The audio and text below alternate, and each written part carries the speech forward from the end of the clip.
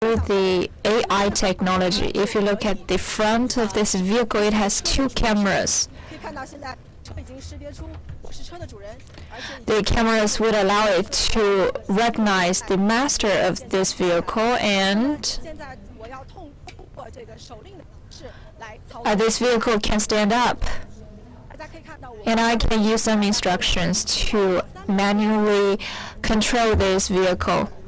You could see that I am still 2 to 3 meters away from the vehicle, and now I can use my gesture to instruct it to move forward to me.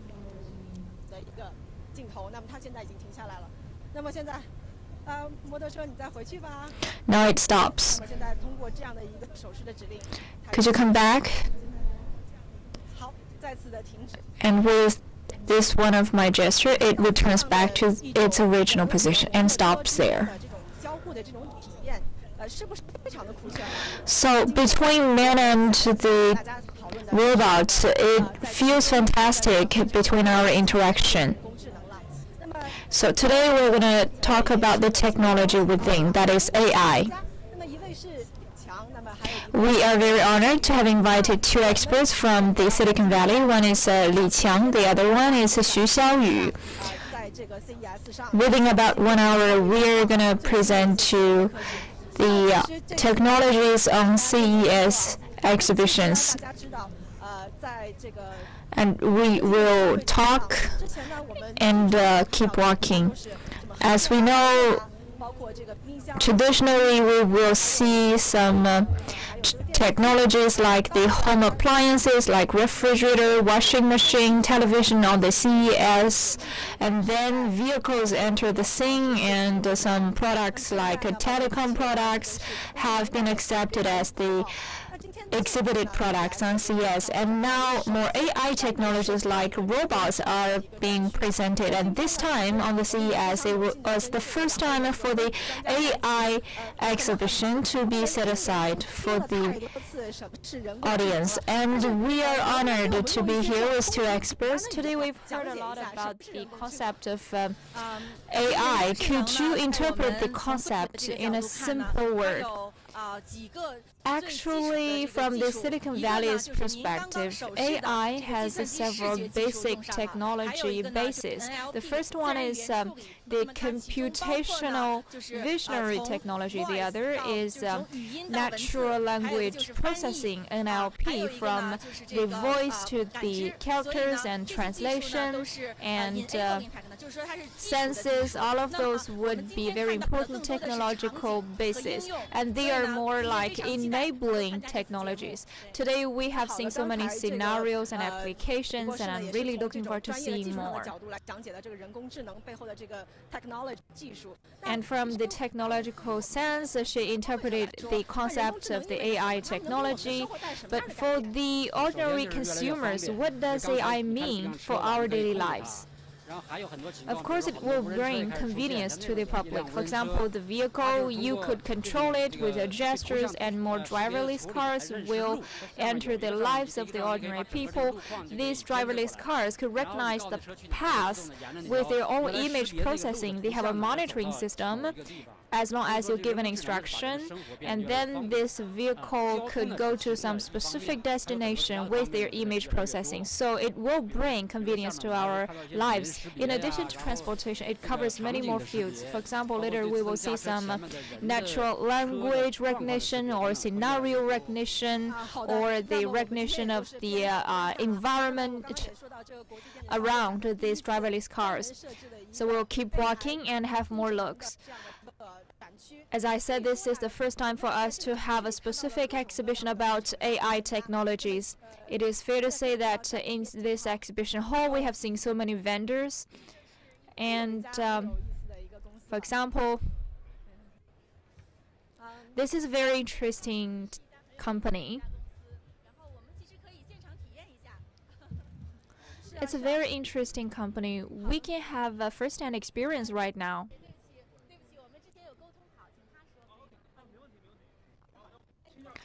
Excuse me, as we have arranged, can we have an interview?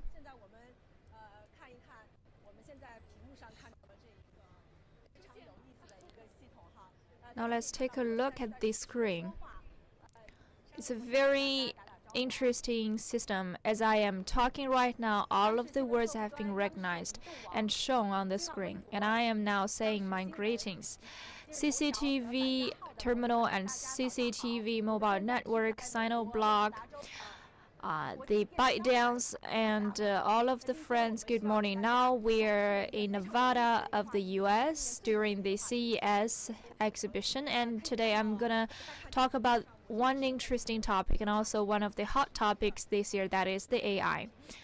And as I am talking right now, all of those words have been recognized and shown on the screen. And on the bottom part of the screen, we also have the translation in English. Could you give us a brief introduction about this technology? Yeah, it's a very good example of two basic applications. That is the voice transitioning to the characters, and the second technology basis is the transitioning from the Chinese language to the English language. That is the machine learning based translation. So this voice transformation is a very key word this year.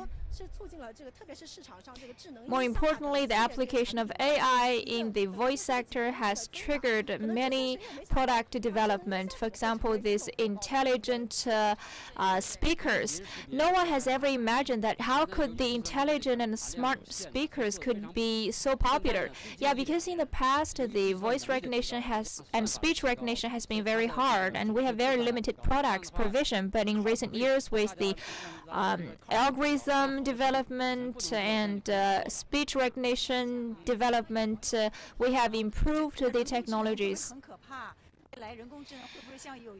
There was a question given by the netizens: is AI going to be horrible, just like that has been imagined by many fiction films? Will AI be our enemies? This is a very interesting question. In the US, we have hot debate about that question. Actually, AI is also controlled by the mankind. It's not horrible. It improves our productivity, so our lives will be more convenient. We will have more free time to engage in some innovative and creative work rather than just doing some repeated jobs. So that is a good point about the AI. If you say that AI will control mankind, that is exactly the opposite, because the machines do not have feelings or emotions.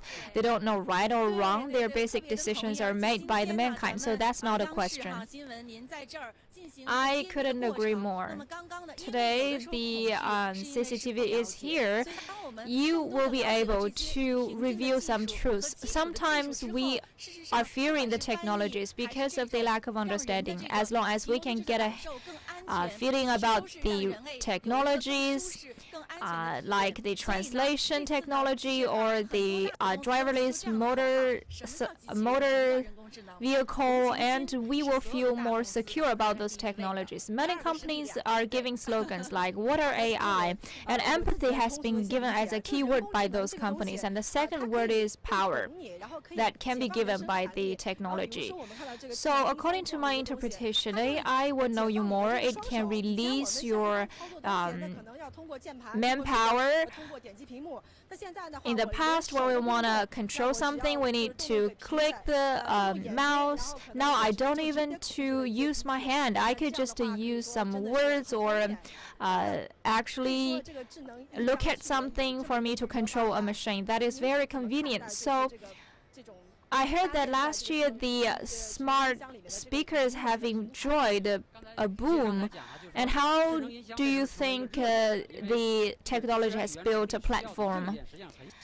Why could the smart speakers be a hotspot issue? Because the natural language processing hardware is a very small thing, but for man-to-machine interaction, it requires some speech. So the speakers is actually processing this language, and the speakers could be the platform for man-to-machine interaction. And in the US, some companies like Alexa is able to allow the speakers to be the platform for us to have a communication or ask questions about the weather conditions or purchase something. And in China, we have similar technologies. Last year on the CES, we have two winners. The first one is the Alexa speaker from Amazon, and the second one is NVIDIA's GPU.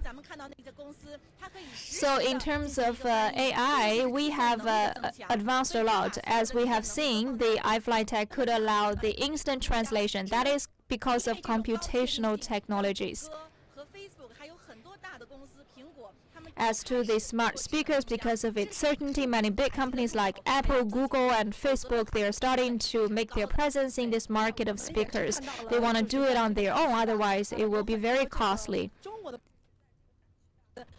And in the exhibition hall, we are seeing many Chinese spectators and companies. Those companies are presenting and promoting their own speech platform. Why do you think is that? AI requires a lot. For example, computation. iFlyTech has very good computation technology. Translation based on the voice or the transitioning from the speech to the characters is rather a mature technology because of the open source. So at that time point, if they have their own product to gather all of those technologies, that is key for them to promote their sales. That's why on this exhibition hall, we are seeing so many fashionable and cutting-edge technologies. They can gather the data about all of those users through such a platform on CES. Now we get other questions about this technology from the netizens. We believe that it's a very good opportunity. Since China is advancing fast, and in the US, we have many high-tech programs which are open source, like TensorFlow. This allows some Chinese companies to actually transcend the current technological level of the peers. So as long as we have the technologies like speech recognition or image recognition, it requires a carrier like a hardware to make that happen. In China, the hardware manufacturing is first class. For example, in Shenzhen, many Chinese manufacturers have manufactured some applications like the robots or driverless cars. With that, the Chinese companies will embrace more opportunities. Meanwhile, AI requires a lot of data. China is big in size in terms of the land area and the population, so we have a huge myriad of data. For machine learning, that is a good basis for machine learning development. For the other countries to catch up, we will enjoy some advantages over them. And moreover, China has two other advantages. In recent summit, which has to be postponed because of its overlapping time with the Spring Festival.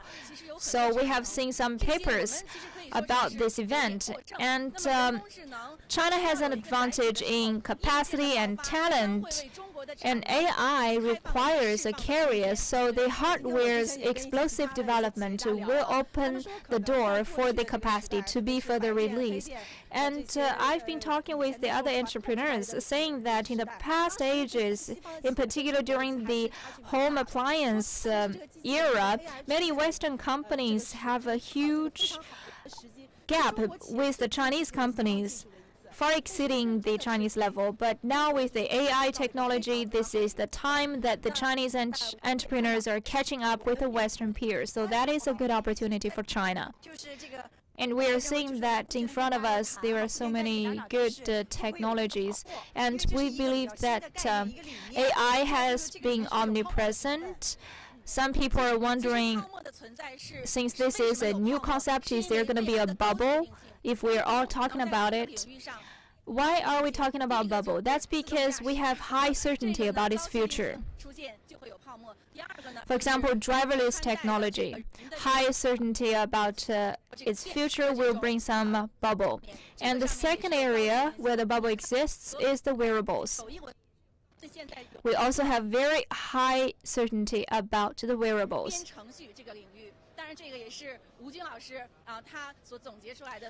And also in programming, that is another field with bubble, and this is according to the judgment of Professor Wu Jun.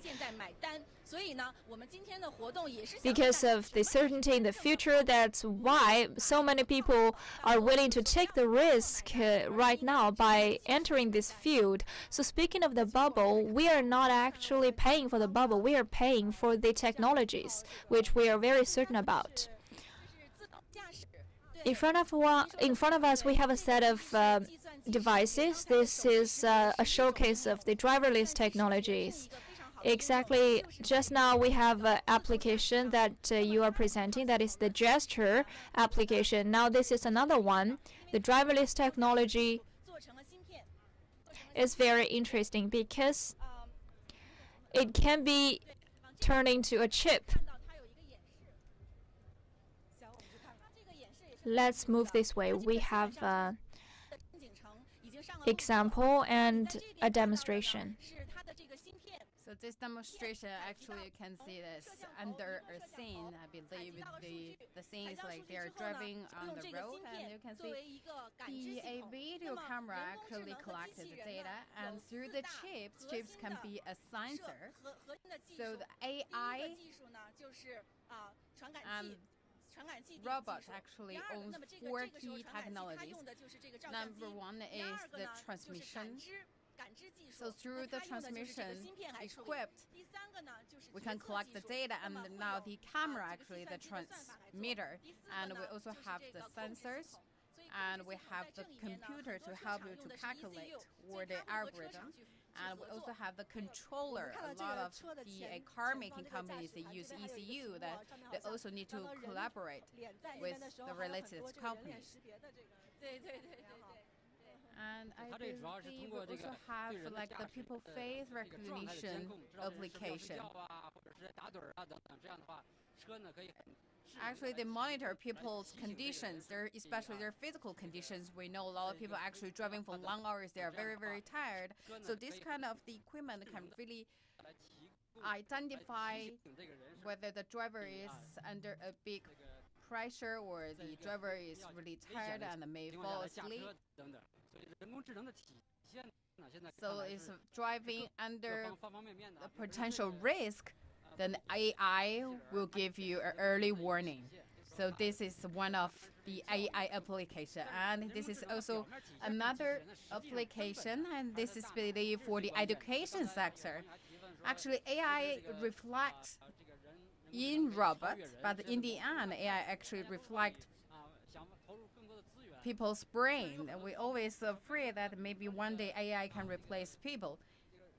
There actually are bubbles. But if AI only based on algorithm or data, actually this is not quite meaningful. If we're looking forward, I believe AI, we do not need to treat it as a simple technology. Actually, technology is only the platform, but we need to drive that platform to use in different sectors, like the motorcycle, the self-driving equipment, and robots, all different kind of sectors. And we find another interesting stuff. I believe what we have seen in the market is totally different. And this is what we only can see before in the lab, walking robots in a very large size. I believe this is a future trend that can really use in ordinary people's home.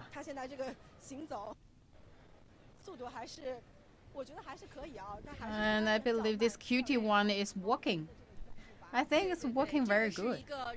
Maybe not that fast, but walk very in a stable pace. We always talk like the bottleneck for the robot, actually, the control. So we need to really have a good control, and here you can see the robot in the very good pace of walking. I believe the control area is improved a lot for this company. Let's also try more. Here, this is their lab, I believe, for this company. Okay, I say, Walker, go downstairs, and he says yes. Okay, steps 1, 2. Although he moves very slowly, but we can tell this is a really smaller size in a lightweight compared to the giant that we've seen in the market.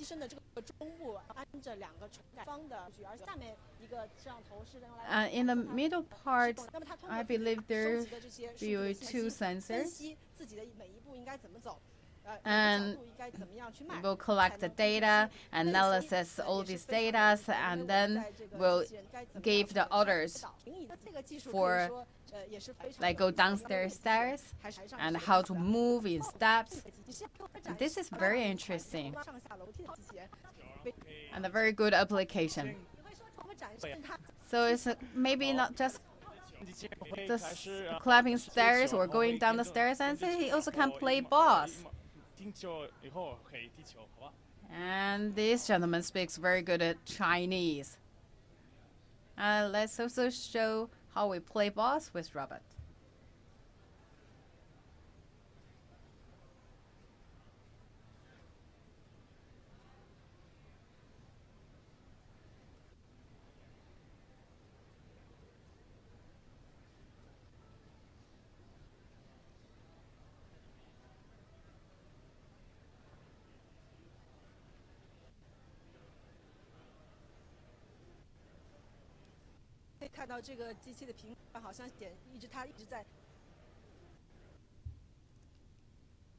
You can see the robot is following the balls.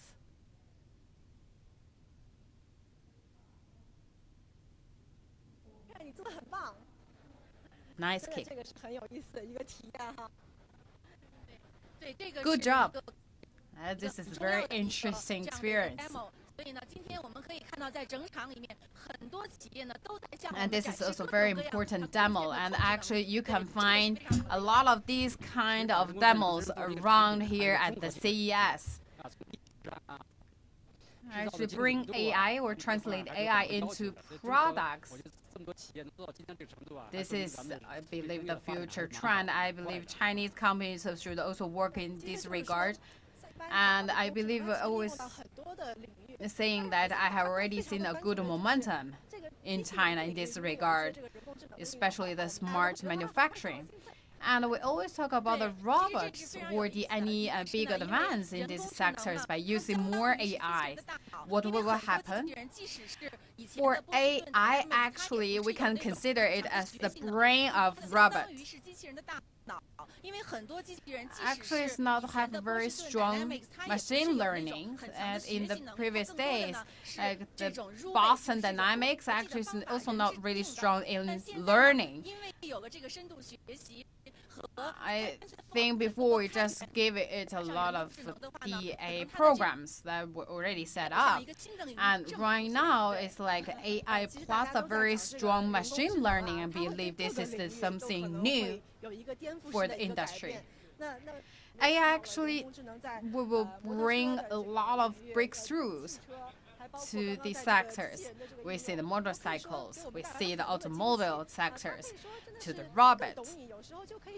A lot of surprise actually bring to us. I think like AI know us better, and they can predict your potential needs, and also can help you do some analysis and help you to make decisions. So I would like to ask you to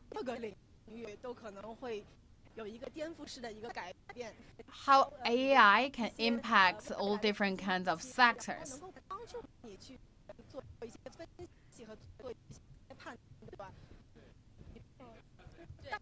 So what you two feeling about AI's future development? 所以这个数据的量很重要。你要训练一个算法的话，你至少就是说按照以前。Actually, AI always need data. If you want to have certain algorithm, and you need to have certain data. And for China, actually, we have a very large population, so we have a very good database. And this is something that's a must for AI. Another is way to calculate. And third, we need a very deep industrial integration. With all these three sectors, three factors all together, we can see a very good development of AI in the future.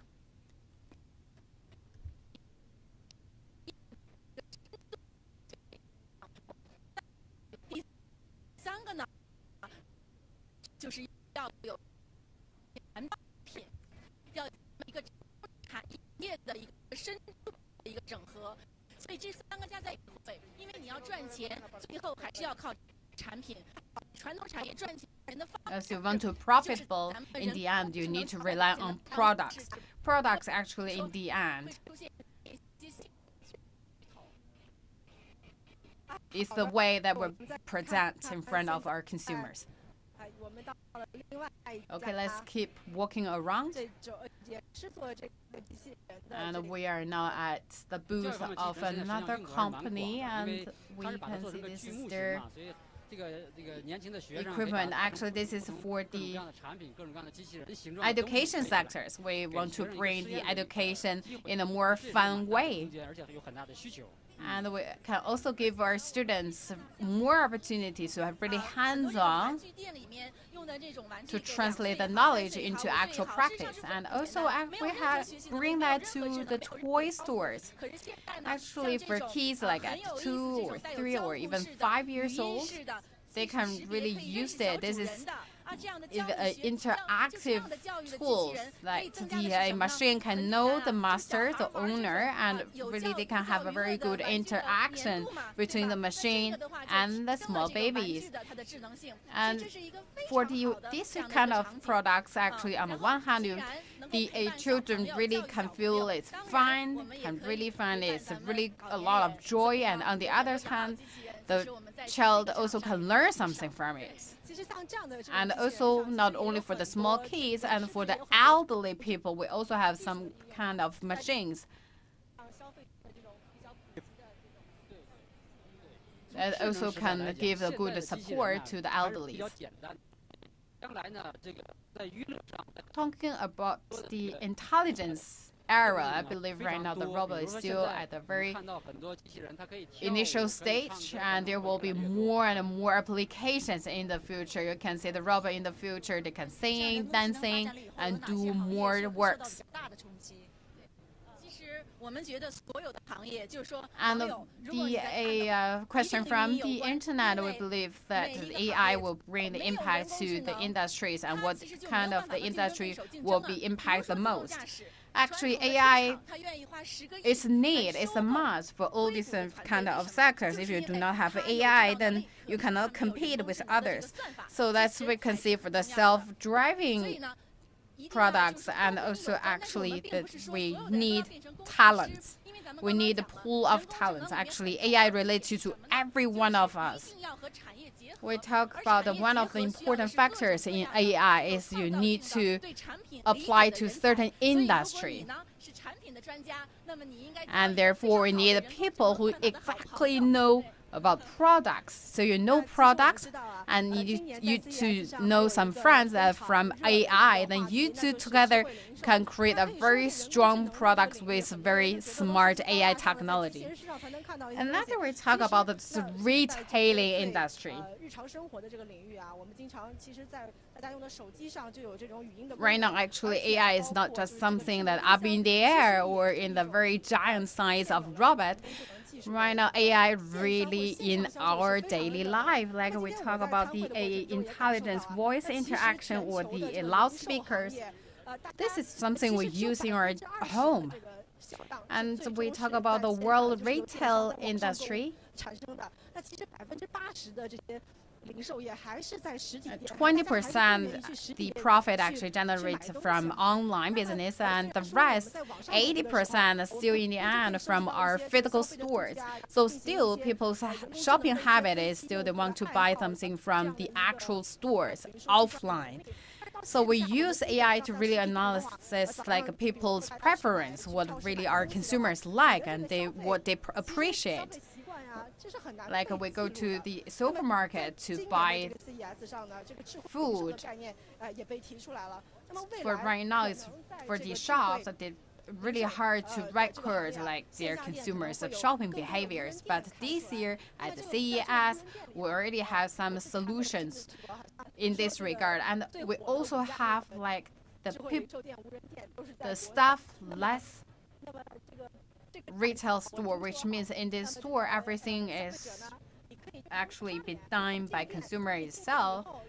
We do not need really staff in the stores. Like you go to the store, you scan your face, you just pick up whatever you need from the shelf, and then you leave the store, you already pay for it automatically, like connected to your payment application. And also if you stand at a certain shelf for a longer time, and they will also record your behavior. And they will also know you better. It's like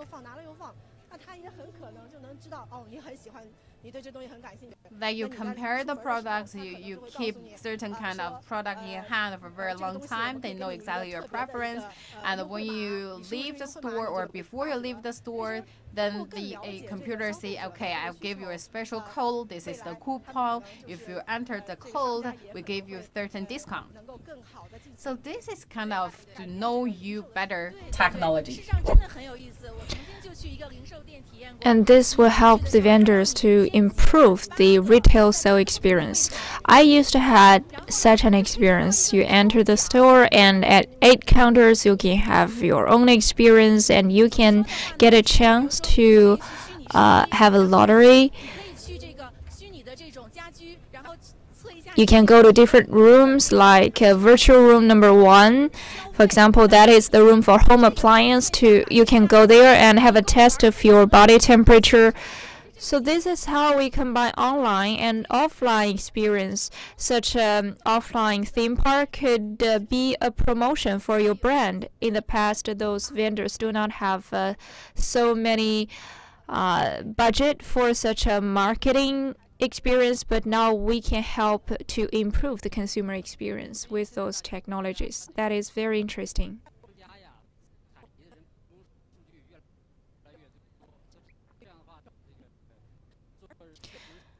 Now we can get more data,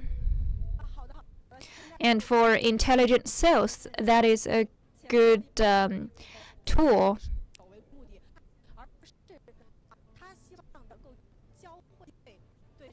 In front of us, we have another exhibition.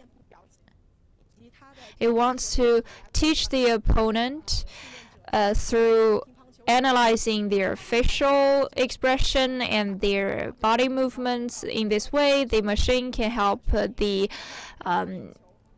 opponent to improve their ping pong skills. So such an experience is very interesting.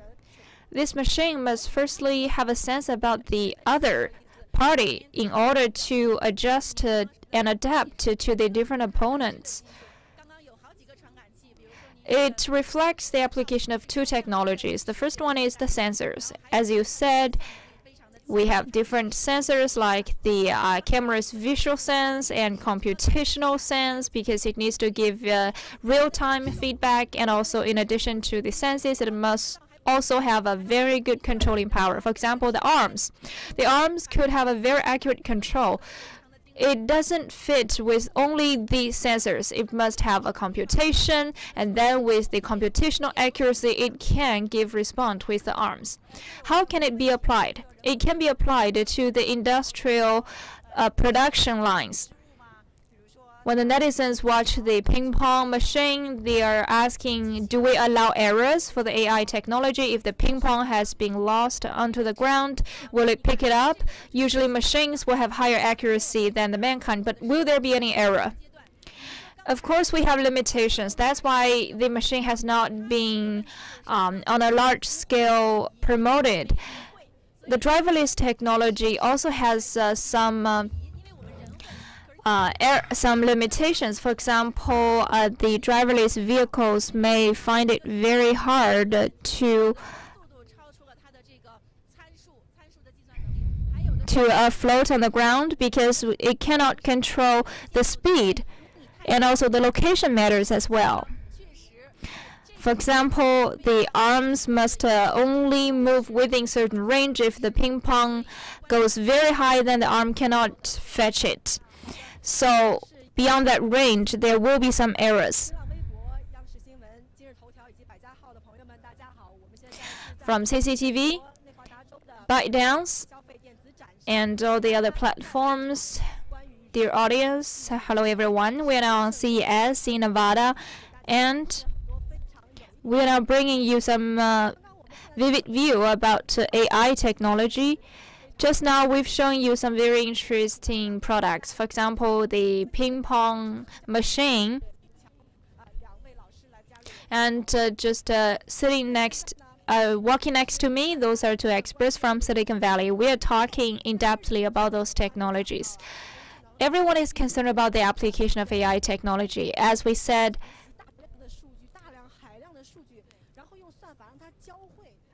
the machines need to go through a myriad of data, and after computational power, we can teach the machine to analyze those data, and in turn, the machines can help mankind to solve problems. Now we have another interesting technology, because the key for AI technology is to help the traditional industries to upgrade. It cannot create a new industry. In the past, in the production lines, we used to rely on the manpower to do some boring jobs, but now if we leave that to the machines, it could find that the machines could quickly and accurately finish their job. For example, this machine, it can just stick into this object in this center. It can upgrade the original industries. So by that it means the machines will actually improve people's living standard, because people do not have to do some of the boring jobs and repeated jobs.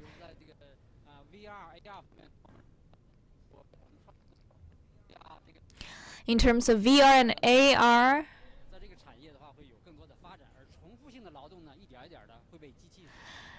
they will improve the industrial development, and repeated jobs will be replaced by the technologies. I've read some reports covering that in the future, AI might replace some even journalists if they do not have in-depth reports.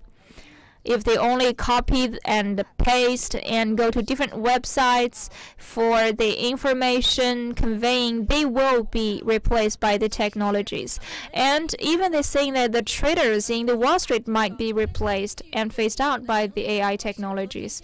We have seen some research institutes doing this job. They are analyzing the reports of those journalists, and then they can have a report in particular about the reports from the Wall Street.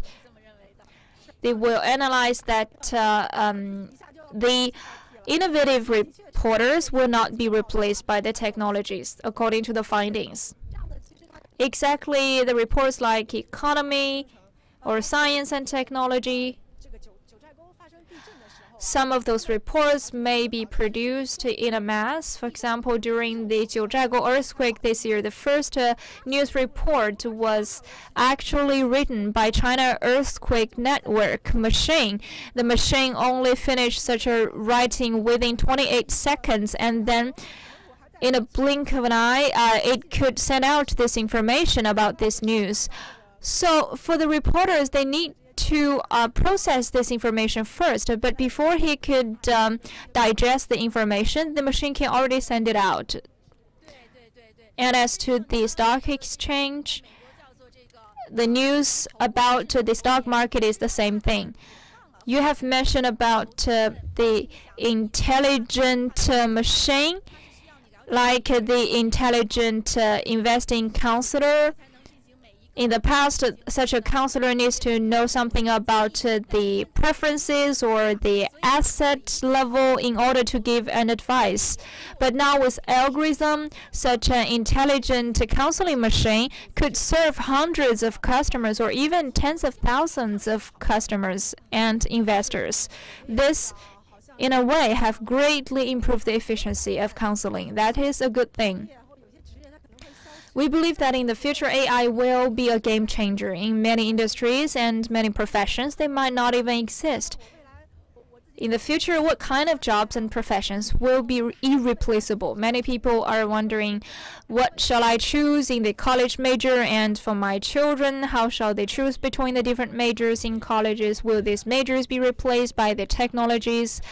Yeah, we cannot say for certain that each one of those majors will not be replaced. I think it depends on the creativity of the students. Those who are able to innovate, who are able to design, rather than just doing repeated jobs, then those students might be hard to be replaced. Because as a trend, we are needing fewer and fewer laborers. We cannot rely on the repeated work. Those will be replaced by the machine. In the future, in the society, there will be more people engaging in the professions that are more innovation-driven. Because after all, we are an aging society. The children need to take more care of the elderly people in the future. And if the robots can do much of the labor work, then this will improve the life standards of not just the elderly people, but also the caretakers. So we have a lot to be done to improve the technology and the future. We are very excited about it.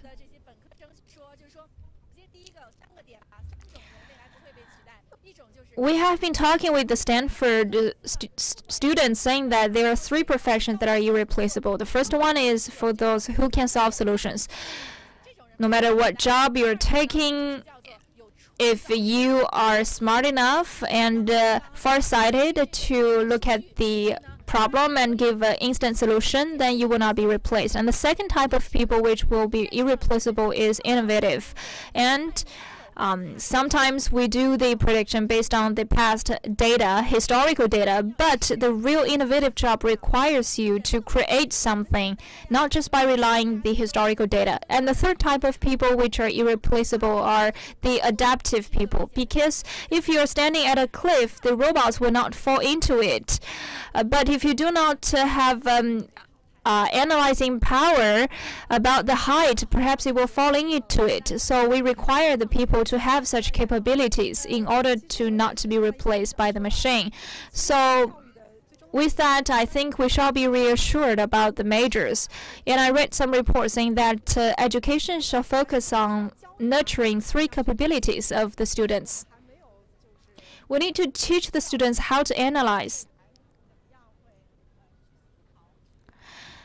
Shall we be worried about how the students will think and create in the future? By now, within the foreseeable future, we haven't found the case that the robots are really creative. So that's a very good point. We still think that machines, in particular based on the deep learning technology, they lack certain creativity. Not long ago, there was a giant. He focuses on the natural language example and saying that the result is unreadable. So the machine is not very creative. We have a new question from the netizens. We have a very famous robot who have joined the nationality, who has become a citizen. So there was a question about whether the AI technologies will be having emotions. I think it's a very funny thing for the robots to have a citizenship, because now in many governments they are more aware that for AI technologies they have 2 parts. The first part is for the utilization in the market. but mostly those are about driverless technologies. That's why it requires the research and development input by the governments. So if some governments are saying that they're developing AI technologies, they are actually meaning they want some of those technologies which are not applied to be invested. That is what they are championing. But whether they will have emotions, maybe Mr. Lee will give you more answers. I have a definite answer to that question. The AI machines do not have emotions. It is only based on algorithms. It only do what mankind told it to do, but it has no emotions. It's just like the machines do not have the difference of genders. So by that it means in the future, anything related to the feelings or experience, as long as your job is related to the emotions, then these professions cannot be replaced by the machines. Yes, so that's why I've been emphasizing that servicing has been very important among all of those jobs. The robots may help you to improve the efficiency. For example, if you go to the restaurant with the robots waitress or waiters, but it cannot replace such jobs.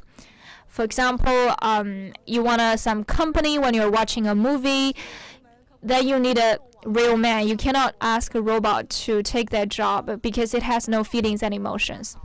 For all of the audience on the platforms of CCTV or CCTV News Network or ByteDance, hello everyone, I am on CES, and by me those are Yu Xiaoyu and Mr. Lee, who are both experts from Silicon Valley. We have been discussing the future about AI and the impacts of AI to our lives in the future.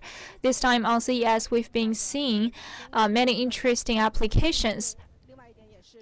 And at the AI exhibition hall, and this is also something special for this time CES, because this is the first time the organizer set up an exhibition area only for AI. We see all different suppliers and companies here to showcase their products from different sectors like self-driving cars, the robots. And we also see some companies are doing hardware. They also have a booth here to demonstrate their products. We can see a lot of companies. Why they all gathering here? Because we talk about like the floor cleaning robots, and actually whatever that need repeatedly work, we want to replace by the robots, by the AI, because we want to free the human beings to do some more creative job. So we talk about in the previous days that any people that are good in singing can always make a living. But right now we have recorders that also have a higher requirement on people's capabilities. And same for AI industry. So in the previous, anyone that can write program, you can make a living. But in the future, we only need people, only need talents that with very high capability in programming. Due to the interest of time, I'm very glad to have our two guests from Silicon Valley to accompany us and introduce about the AI, how AI shape our future life. Thank you very much for watching.